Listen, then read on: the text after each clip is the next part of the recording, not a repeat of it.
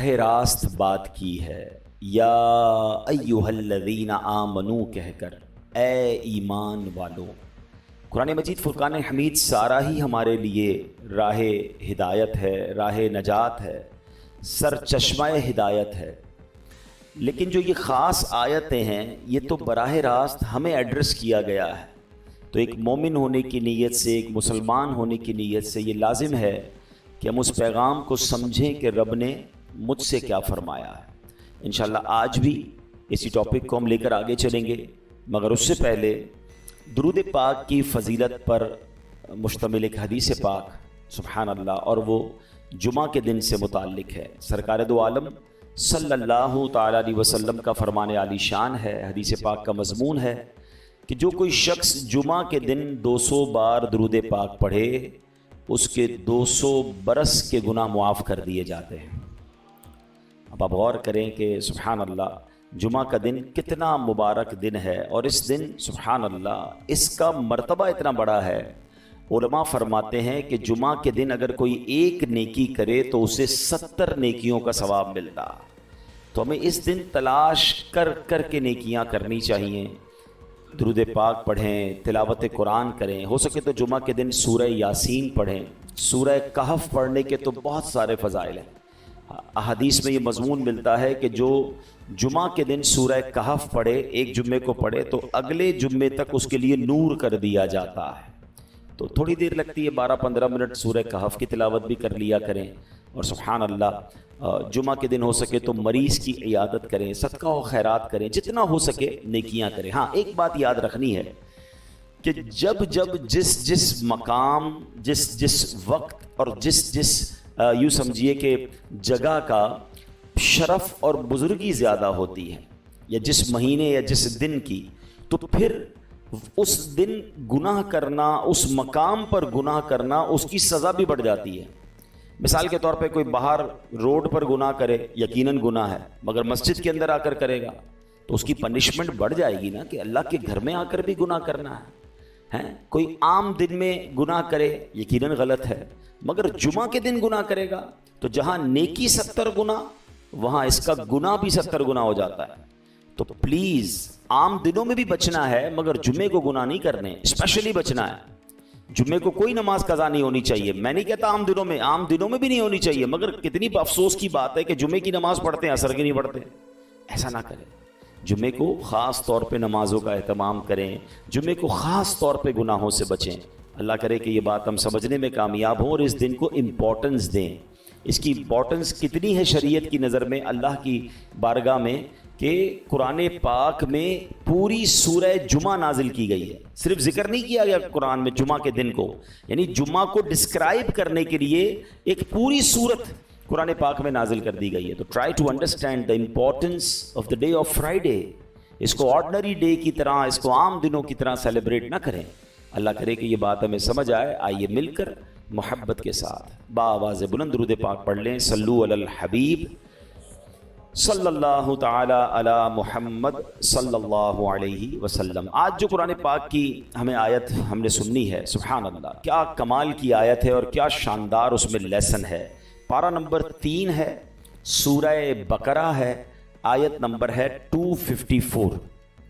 اللہ قرآن مجید میں ارشاد فرماتا ہے، بسم اللہ الرحمن الرحیم، یا ایہا الذین آمنوا انفقوا مما رزقناکم من قبل ان یأتی یوم لا بیع فیہ ولا خلۃ ولا شفاعہ والکافرون هم الظالمون۔ آسان ترجمہ قرآن کنز العرفان، اے ایمان والو، ہمارے دیے ہوئے رزق میں سے اللہ کی راہ میں اس دن کے آنے سے پہلے خرچ کر لو جس میں نہ کوئی خرید و فروخت ہوگی، اور نہ کافروں کے لیے دوستی، اور نہ شفاعت ہوگی، اور کافر ہی ظالم ہیں۔ یعنی سبحان اللہ، اس قرآن مجید کی اس آیت میں ہمیں جھنجھوڑا گیا ہے۔ ایک دن آنا ہے جس دن مال کام نہیں آئے گا، جس دن کوئی دوستی کام نہیں آئے گی۔ ہاں اچھے لوگوں کے ساتھ رہے ہوگے تو کام آئے گی، برے دوست اور خاص طور پہ اگر غیر مسلم ہیں، ایمان ہی نہیں ہے ان کے پاس، کوئی کام نہیں آئے گا تمہارے۔ اس دن سے پہلے اس دن کی تیاری کر لو۔ اللہ نے مال دیا ہے، اس کو اس کی راہ میں خرچ کر لو. اب اس آیت کا معنی کیا بنتا ہے ذرا سمجھیے گا. اس آیت میں آخرت کا زاد راہ تیار کرنے کا ایک اور طریقہ بیان فرمایا کہ قیامت آنے سے پہلے پہلے راہ خدا میں اپنا مال خرچ کر لو جو خدا ہی نے تمہیں عطا کیا ہے, اللہ نے ہی دیا ہے نا. یعنی یہاں یہ بات بھی سمجھنی ہے, ذرا مل کر جواب دیں گے, ہمیں مال کس نے عطا کیا ہے؟ اللہ نے دیا ہے. اچھا میں آپ سے ایک بات پوچھنا چاہتا ہوں کہ دنیا میں ہم کسی کو کوئی پیسے دیں کہ بھئی یہ میرے 50,000 روپے ذرا رکھ لو, اور تھوڑے دنوں بعد میں اس کو کہوں یار وہ جو میرے 50,000 تھے اس میں سے 5,000 دے دو, یہ صاحب مجھے 5,000 واپس دے دیں. انہوں نے مجھ پر کوئی مہربانی کی؟ نہیں نا, پیسے میں نے دیے, میرے ہی پیسے تھے, اور 50 میں سے میں نے 5 ہی مانگے ہیں. اچھا میں اس 5,000 پہ اس کو شاباش بھی دوں, تحفہ بھی دوں, خوش بھی ہو جاؤں, تو لوگ کہیں گے کمال ہے یار, اپنی پیسے تھوڑے سے لے کر پھر کس بات کی خوشی ہے, پھر کس بات کا انعام ہے.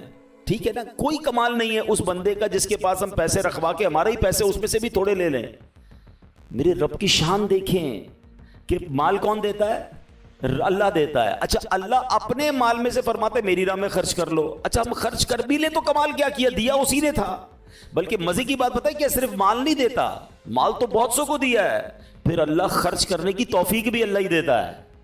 دنیا میں ایسے بہت سارے لوگ ہیں جن کو اللہ نے بہت دیا ہے, توفیق نہیں دی ہے, اربوں پتی ہیں, زکوٰۃ نہیں نکلتی ہے. نفلی صدقات کی بات تو بعد میں آئے گی نا, جو فرض ہے جو ضروری ہے دینا وہ نہیں نکلتا کیونکہ توفیق نہیں ہے, دل نہیں چلتا. سبحان اللہ, مال بھی رب دے, توفیق بھی رب دے, اور بندہ کچھ خرچ کر لے تو انعام بھی ربی عطا فرماتا ہے, جنت کی نعمتیں بھی رب عطا فرماتا ہے. بلکہ ایک جگہ تو رب نے فرمایا قرآن میں ہی, ہے کوئی جو اللہ کو اچھا قرض دے, قرض حسنا. بڑی عجیب بات ہے کہ یار رب کو قرض کون دے سکتا ہے؟ جب مال ہی رب نے دیا ہے تو اللہ کا مال ہے, اللہ فرماتا ہے کوئی جو میری راہ میں خرچ کرے, اللہ فرماتا ہے کوئی جو اللہ کو قرض دے. اس کا مطلب کیا ہوا؟ علماء نے بڑی ڈیبیٹ کی اس پر, یہ لفظ قرض کیوں لایا گیا. تو اس کے پیچھے علماء نے جو ریزن بیان کیا کہ دنیا میں جب آپ کسی کو تحفہ دیتے ہیں نا تو واپسی کی امید نہیں ہوتی, اور رکھنی بھی نہیں چاہیے. تحفے کا مطلب تو آپ نے دے دیا نا, گفٹ ہے. کچھ لوگ تو تحفہ دے کر بھی امید رکھ رہے ہوتے ہیں, آج میں نے دیا دیکھو کل کیا دے گا. تحفہ بھی غرض کے ساتھ, تحفہ بھی کنڈیشن کے ساتھ. تحفہ کنڈیشن کے ساتھ نہیں ہوتا, گفٹ دیا تو دیا, اچھے دل سے دیا کرو. تو لیکن جب آپ قرض دیتے ہیں نا تو آپ کو پتا ہوتا ہے یہ واپس آنا, جبھی تو قرض ہے. آپ تو کنڈیشن بھی لگاتے ہیں, چیک بھی کرتے ہیں, کس کو دے رہا ہوں, واپس دے گا نہیں دے گا. اللہ اکبر. فرمایا جو رب نے قرآن میں فرمایا نا, ہے کوئی جو اللہ کو اچھا قرض دے اور اللہ اس کو پھر بڑھا کے لوٹائے گا, تو اس کا مطلب یہ ہے کہ دینے والا اللہ کی راہ میں یقین رکھے کہ جو میں دے رہا ہوں یہ مجھے ضرور واپس ملے گا, اور جتنا دیا اتنا نہیں ملے گا, اللہ اپنے کرم سے اس کو بڑھا کر واپس لوٹائے گا. اچھا دنیا میں دے دیا اللہ نے تو پھر ختم ہو گیا نا. مثال کے طور پہ ہم نے کسی کو قرض دیا, اس نے ہمیں واپس دے دیا. اس پر بھی اللہ کی شان کریمی دیکھیں کہ دنیا میں خرچ کیا, اللہ دنیا میں بڑھا کے دیتا ہے, کسی کو 1 کا 10 دیتا ہے, اور کسی کے اخلاص کے مطابق 1 کا 700 بھی عطا فرماتا ہے. تو پھر اس کے بعد تو ختم ہو گئی نا بات. نہیں, یہ تو دنیا میں دیا ہے, اللہ جنت کی نعمتیں اور عطا فرمائے گا.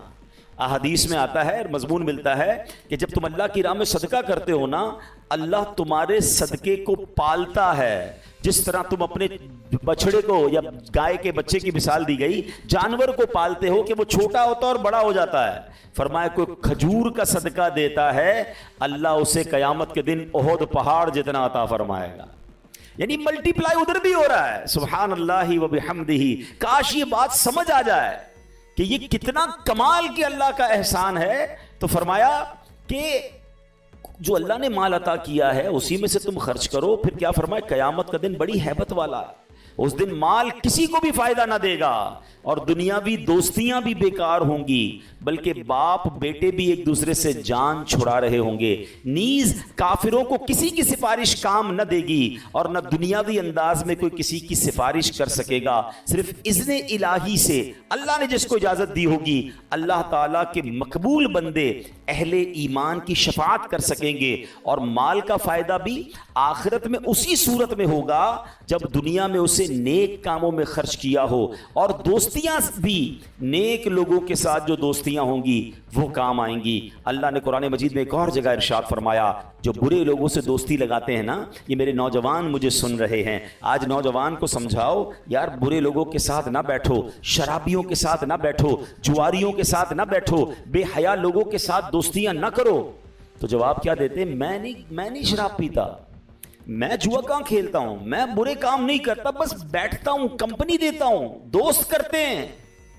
دو باتیں یاد رکھیے گا، یہ جتنے نوجوان یہ جواب دیتے ہیں نا کہ میں بڑا پکا ہوں، میں برے کام نہیں کرتا، دوست کرتے ہیں، آپ تیار ہو جائیے کہ کچھ دنوں میں آپ بھی یہ برا کام کریں گے، کوئی نہیں بچتا۔ چلیں اگر آپ کو میری بات سمجھ نہیں آ رہی، یہ نوجوانوں کو نہیں آتی سمجھ، عموماً بچوں کو سمجھ ہی نہیں آتی کہ ابو پتہ نہیں کیوں روک رہے ہیں، یہ مولانا صاحب کیوں منع کرتے ہیں برے دوستوں میں بیٹھنے کا، میں تو بڑا پکا ہوں۔ اچھا اسی طرح اب ذرا نوجوانوں سے بات کر لوں یا بڑی عمر کے لوگوں سے بات کر لوں، وہ بد عقیدہ لوگوں کے ساتھ بیٹھنا شروع کر دیتے ہیں، جن کا ایمان درست نہیں ہے، جن کا عقیدہ درست نہیں ہے اللہ کے بارے میں، رسول کے بارے میں، صحابہ کے بارے میں یا اہل بیت کے بارے میں۔ انہیں کہو یار آپ کے دوستوں میں یہ کیوں ہیں، تو کہتے میں بڑا پکا ہوں، میں ان کے عقیدے کی طرف نہیں جاتا ہوں، میں تو ذرا اپنی بات کرتا ہوں لیکن بیٹھتا ہوں ان کے ساتھ۔ اب یہ دو قسم کے لوگوں کو جواب قرآن دے رہا ہے، ٹھیک ہے؟ پہلے میں نے آیت پڑھی، اس کا ترجمہ بیان کر دیتا ہوں، پھر بات آگے کرتے ہیں۔ اللہ نے فرمایا اس دن گہرے دوست ایک دوسرے کے دشمن ہو جائیں گے سوائے پرہیزگاروں کے، الا المتقین۔ متقی لوگوں کی دوستی ہوگی، وہ قیامت میں بھی کام آئیں گے، باقی سارے دوست ایک دوسرے کے دشمن ہو جائیں گے۔ ایک بات تو یہ سمجھ لو، ایسے دوست کا کیا فائدہ جو قیامت کے دن کام ہی نہ آئے بلکہ میرے لیے مار پڑنے کا سبب بن جائے۔ اب آتے ہیں دوسری بات کی طرف، جو لوگ کہتے ہیں نا میں بڑا پکا ہوں، میں نہیں جاؤں گا اس کی طرف۔ چلیں اب ایک چھوٹا سا میں سروے آپ سب کے ساتھ کر لیتا ہوں۔ کسی بھی چور، کسی بھی ڈاکو، کسی بھی جواری، کسی بھی شرابی، کسی بھی ہیروئنچی، غلط کام کرنے والے سے کبھی بھی زندگی میں ملاقات ہو جائے، اس کو صرف ایک سوال کیجئے گا، جواب آپ خود ہی دے دیں گے ابھی مجھے، ٹھیک ہے؟ لیکن چلے آپ سوال کیجئے گا، آپ کو یہ عادت کہاں سے ملی؟ بتائیے سارے لوگ کیا جواب دیں گے؟ جواب آپ کو پتا ہے کہ کہاں سے ملی؟ کوئی ایک نہیں کہے گا جناب کہ یہ جو شراب کی عادت پڑی ہے نا یہ ابو نے مجھے لگائی ہے، یا امی نے برتھ ڈے والے دن مجھے یہ پسٹل لا کے دی تھی کہ بیٹا آج تیری برتھ ڈے ہے، یہ پسٹل لے اور آج سے چوری شروع کر دے۔ آپ کو یہ سارے لوگ جواب یہی دیں گے، یار بیٹھتا تھا، دوست پیتے تھے، دوست غلط کام کرتے تھے، دوست جوا کھیلتے تھے، کہا یار تھوڑے ہی پیسے لگا لو، بڑا مزہ آتا ہے، ہم تو روز جیتتے، تم بھی جیت جاؤ گے، اور جناب مجھے جوئے کی لت پڑ گئی اور آج سب کچھ بک گیا۔ آج میں اتنی شراب پیتا ہوں، پہلے ایک بھی نہیں پیتا تھا، آج جو میں یہ چرس اور ہیروئن پی رہا ہوں، میں تو صرف سگریٹ پیتا تھا، ایک بار دوست نے کہا ذرا تھوڑا سا کش تو لگا لو، اور آہستہ آہستہ مجھے یہ عادت پڑ گئی۔ ایک بندہ آپ دنیا میں نہیں دکھا سکتے کہ جس کو بری عادت لگی ہو اور وہ دوستوں کی وجہ سے نہ لگی ہو۔ تو واٹ از دا ریزلٹ؟ سیدھا سیدھا فارمولا ہے نا کہ برا دوست ہی دوست کو خراب کرتا ہے۔ اور سبحان اللہ، اب ذرا تھوڑا سا ایک اور سروے کر لیتے ہیں، آپ ہی کا سروے کر لیتے ہیں۔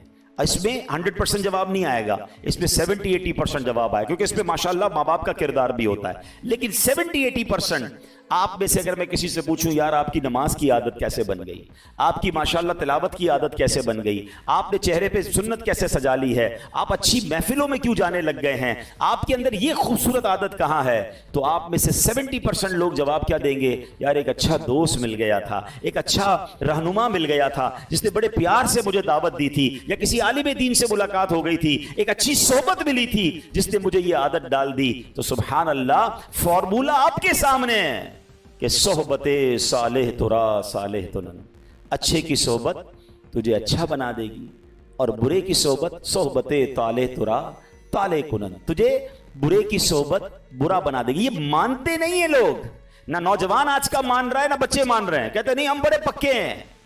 آپ کو امپیکٹ ضرور آئے گا۔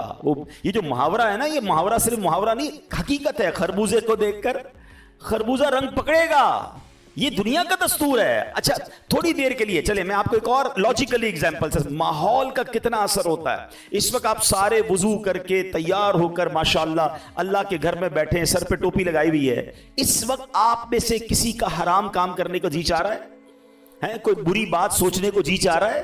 کوئی بے حیائی کی بات دماغ میں آ رہی ہے؟ کیوں نہیں آ رہی ہے بھائی؟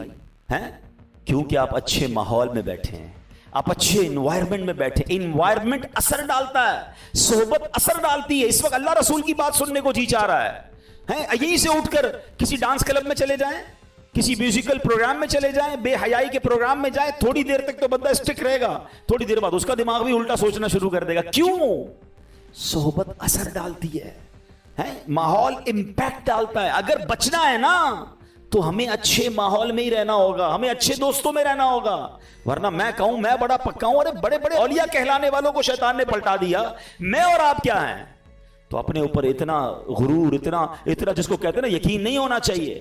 ہمیں ڈرتے رہنا چاہیے. قرآن کہہ رہا ہے نا تو بری دوستیوں سے بچیے, خدارہ بچیے, یہ ایمان لے سکتی ہیں. وہ کہتے ہیں نا برا یار مار سے زیادہ خطرناک ہے. مار فارسی میں کہتے ہیں سانپ کو.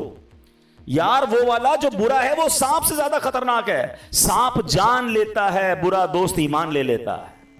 لیکن ہمیں فکر ہی نہیں ہے. کوئی بات نہیں یار, غیر مسلم ہے تو کیا ہوا, ہم تو جاتے. معاذ اللہ مسلمان کہلانے والے ان کے تہواروں میں جاتے ہیں, ان کے تہواروں میں مٹھائیاں جا رہی ہیں, ان کے گھروں سے مٹھائیاں آ رہی ہیں. کیا جواب دو گے اللہ رسول کو؟ اس سے دوستی لگائیے جس کا صحابہ کرام کے بارے میں عقیدہ ہی درست نہیں ہے اور ہم اس کے ساتھ کھاتے پیتے ہیں. کیا جواب دیں گے ہم صحابہ کرام کو, نبی پاک کو کیا جواب دیں گے؟ سرکار دو عالم علیہ الصلوۃ والسلام فرماتے ہیں کہ الصحابی کالنجوم, میرے صحابہ ستاروں کی مانند ہیں. فَبِأَيِّهِمْ اِقْتَدَيْتُمْ اِهْتَدَيْتُمْ, میرے صحابہ ستاروں کی مانند ہیں, جس کی بھی پیروی کرو گے تم کامیاب ہو جاؤ گے. اور ان صحابہ کو برا بھلا کہنے والا میرا دوست ہو سکتا ہے؟ کیسے ہو سکتا ہے؟ سوچئے نا. اچھا پھر ایسے دوست لگائے ہوں گے جو اہل بیت کو برا بھلا کہہ رہے ہیں. معاذ اللہ, کبھی سوچا آپ نے کہ سرکار کی آل کے بارے میں بری بات کرنے والے کے ساتھ میں کیسے بیٹھ سکتا ہوں؟ مگر نہیں, کوئی بات نہیں یار, میرا دوست ہے, اس کا عقیدہ ہے. یار آپ کے والد کو کوئی گالی دے, آپ کی والدہ کوئی برا بھلا بولے, آپ اس کے ساتھ بیٹھیں گے؟ آپ کیا میں اس کی جان لے لوں گا, اس کا گلا پکڑ لوں گا؟ اچھا تمہاری ماں کو برا بھلا کہے تم نہیں بیٹھو گے. مومنوں کی ماں کے بارے میں, ہماری امہات المومنین کے بارے میں کوئی برا کہے, ہمارا دوست بن جاتا ہے. سوچیے ہم کیا کر رہے ہیں, ہم کدھر جا رہے ہیں. ہمارا کوئی معیار نہیں ہے. ہم مسلمان پہلے ہیں, ہمیں نبی پاک علیہ الصلوۃ والسلام سے بروز قیامت شفاعت لینی ہے. ہم کیسے ان کو دوست بنا سکتے ہیں؟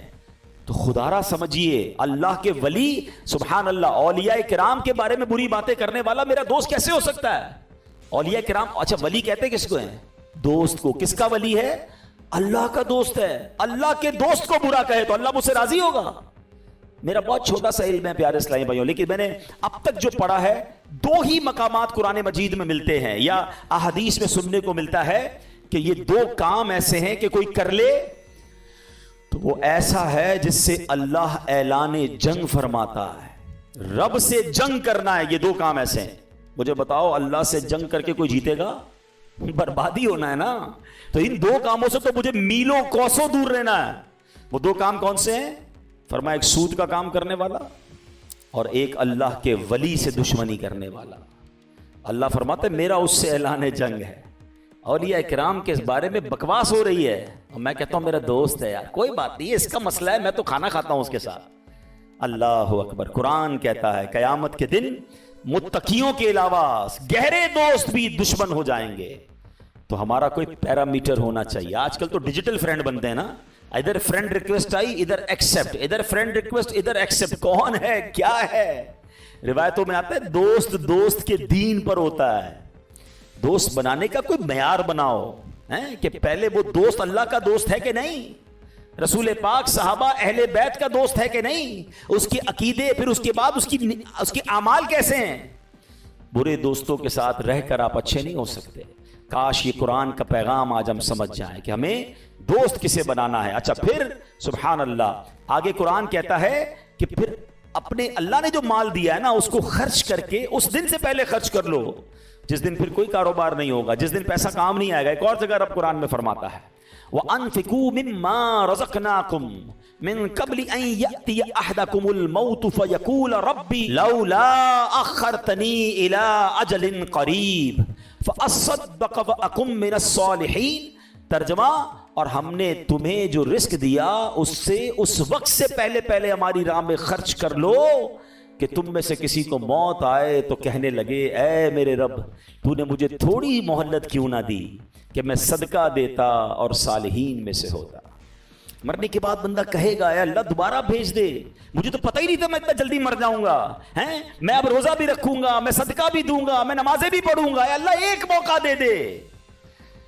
اس کے بعد کوئی موقع نہیں ملے گا. ہیں اعلیٰ حضرت لکھتے ہیں نا، اترتے چاند ڈھلتی چاندنی جو ہو سکے کر لے، اندھیرا پاک آتا ہے یہ 2 دن کی اجالی ہے. ارے یہ بھیڑیوں کا بن ہے اور شام آ گئی سر پر، کہاں سویا مسافر ہائے کتنا لا ابالی ہے. اندھیرا گھر اکیلی جان دل دم گھٹتا دل اکتا تھا، خدا کو یاد کر پیارے وہ ساتھ آنے والی ہے. زمین تپتی کٹیلی راہ بھاری بوجھ گھائل پاؤں، مصیبت جھیلنے والے تیرا اللہ والی ہے. نہ چونکا دن ہے ڈھلنے پر تیری منزل ہوئی کھوٹی، ارے او جانے والے نیند یہ کب کی نکالی ہے. ہم سب دنیا میں جانے کے لیے آئے ہیں. میں 2 دن پرانی بات آپ کو بتاتا ہوں. میں نیو کراچی میں گیا، میرا بیان تھا وہاں پر. بیان کے بعد مجھے لوگوں نے کہا کہ اس بیان کے پاس ہی ایک گھر ہے اور وہاں بڑی جوان موت ہوئی ہے، والد صاحب کو صبر ہی نہیں آ رہا ہے، آپ تھوڑی دیر کے لیے چلیں دعا کر دیں گے ان کو کچھ تسلی ہو جائے گی. یقین کریں اس وقت میں آپ سے بات کر رہا ہوں اس نوجوان کا چہرہ میری آنکھوں میں گھوم رہا ہے. پتہ اس کی عمر کتنی تھی؟ وہ 20 سال کا بھی نہیں ہوا تھا، 19 سال اور چند مہینے کا وہ نوجوان تھا جس کا انتقال ہوا. اس کے والد بھی موجود تھے، اس کے دادا بھی موجود تھے. میں اس گھر میں ملنے گیا. آپ یقین کریں جو ان کی کیفیت تھی، پتہ وہ کیا کہتے تھے؟ میں نے کہا کیسے انتقال ہوا؟ وہ کہتے یہ نوجوان صرف 2 دن پہلے بیمار ہوا، بخار ہوا. ہم نے کہا نارمل سی بات ہے، گھر میں دوائی دے دیتے ہیں ہم بخار میں. اگلا دن اس کا چہرہ پیلا پڑنا شروع ہو گیا. ہم سمجھے پیلیا ہو گیا ہے، علاقے کے ڈاکٹر کو دکھانے گئے کہ جناب کوئی تھوڑی سی دوائی دے دیں، جوائنٹس لگ رہا ہے. شام تک اس کی طبیعت اتنی بگڑ گئی کہ ہم پھر کسی بڑے ہاسپٹل میں لے گئے. ہاسپٹل والوں نے کہا طبیعت سیریس ہے، راتوں رات اس کو ہاسپٹل میں ایڈمٹ کیا اور اگلے دن اس کا وصال ہو گیا. ہم نے جتنے ٹیسٹ کروائے، وہ کہتے ہیں جو ٹیسٹ کی رپورٹیں تھیں نا وہ بھی نہیں آ پائیں. بندے کے انتقال کے 3 دن بعد ٹیسٹ کی رپورٹیں آ رہی ہیں کہ بلڈ میں یہ پرابلم ہے وہ، یعنی اتنا بھی ٹائم نہیں ملا ہمیں کہ ہم اس کی ڈائگنوز کر سکتے کہ اس کو پرابلم کیا تھا. بڑا پیسے والے تھے، بڑا گھر تھا، سب کچھ تھا، مگر وہ 20 سال کا نوجوان اب اپنی قبر میں اکیلا ہے. کاش یہ بات ہمیں سمجھ آ جائے کہ میں نے بھی جانا ہے، آپ نے بھی جانا ہے. کس بات کا انتظار ہے یار؟ ہمیں کیوں لگ رہا ہے کہ ابھی بہت باقی ہے؟ ابھی تو بڑی لائف پڑی ہے، ابھی تو بڑھاپا آئے گا، پھر جناب اللہ اللہ بھی کر لوں گا، پھر توبہ بھی کر لوں گا، پھر حرام بھی چھوڑ دوں گا، پھر اللہ کی راہ میں خرچ بھی کر لوں گا. دادا موجود ہے، پوتا قبر میں ہے. وہ ایک قبرستان میں تختی لگی ہوئی تھی نا ایک قبر کے اوپر، میں بڑا اہم تھا یہی میرا وہم تھا. کاش یہ بات سمجھ آ جائے. تاریخ پیدائش بھی لکھی ہوتی ہے اور تاریخ وصال بھی. کیلکولیٹ کیا کریں گے یار یہ 70 سال کے بعد قبر میں گئے، پھر آپ کو کوئی قبر ملے گی جو 40 سال کا قبر میں گیا ہوگا، آپ کو ایسی بھی قبر ملے گی جو 15 سال میں قبر میں گیا ہوگا. بلکہ قبرستان میں چھوٹی چھوٹی قبریں بھی ہوتی ہیں، بچے بھی قبر میں گئے. اٹ مینز ہم میں سے ہر کوئی ایک سیکوینس سے آیا ضرور ہے. میرے دادا پہلے آئے، آپ کے بھی پہلے دادا آئے، پھر والد آئے، پھر آپ آئے، پھر آپ کے بچے، پھر ان کے بچے. یہ ایک سیکوینس ہے، ایک ترتیب ہے. آنے کی ترتیب ہے، جانے کی ترتیب نہیں ہے. پہلے کوئی بھی جا سکتا ہے، تو پھر کیوں تیاری نہیں کر رہے؟ یہی تو قرآن کہہ رہا ہے کہ بندہ مرنے کے بعد کہے گا یا اللہ مجھے مہلت کیوں نہ دی، میں نیک کام کرتا، میں تیری راہ میں خرچ کرتا. موت مہلت دے کر نہیں آتی ہے. مجھے اور آپ کو کوئی میسج نہیں آئے گا. آج کل میسج آتا ہے نا موبائل کمپنی کا کہ جناب 90% ڈیٹا یوز ہو گیا ہے، پلیز اب 10% رہ گیا ہے، اب جلدی سے پیسے ڈلوائیں ورنہ موبائل بند ہو جائے گا. ہم کہتے ہیں یار اپنے اسٹاف کو یا پیسے بھجواؤ، موبائل بند ہونے والا ہے. زندگی میں مجھے اور آپ کو کوئی میسج نہیں آئے گا کہ your 10% life remaining, please make repentance, توبہ کر لیں، 10% رہ گئی ہے. 2 دن رہ گئے اب سجدہ کر لیں، اب اللہ کو راضی کر لیں، اب چھوڑ دیں حرام کو. نہیں، صبح بندہ گھر سے نکلتا ہے، شام جنازہ گھر پہ آتا ہے. پلیز قرآن کے اس پیغام کو آج لے کر جائیں. اللہ نے مال دیا ہے، زندگی میں خرچ کر لو، اچھی جگہ خرچ کرو، غریبوں کی مدد کریں، صدقہ جاریہ والے کام کریں، زکوٰۃ اس کی پوری دیں. اور صرف زکوٰۃ کیوں اور خرچ کر لو. اچھا یہ مال جانا کدھر ہے؟ آپ ہی کے اکاؤنٹ میں جانا ہے. اللہ کی راہ میں خرچ کر کے ٹینشن کیوں ہوتی